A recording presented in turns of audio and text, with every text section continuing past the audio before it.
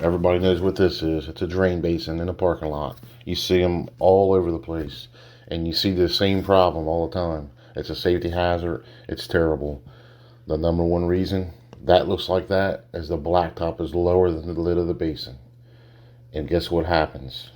The water sits there over time, and if the winter comes, and then the big problem comes in the winter, guess what happens?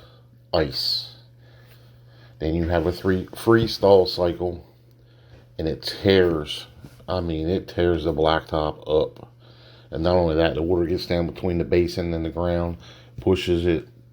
It just destroys the whole entire area. But the blacktop needs to be higher than the edge of the lid. You can see right now the ice is to the below the metal ring. It's not good. I want to thank you all for subscribing and watching my videos. If there's something you want to see, let me know in the comments and give me a thumbs up. We work hard on this stuff. Thank you.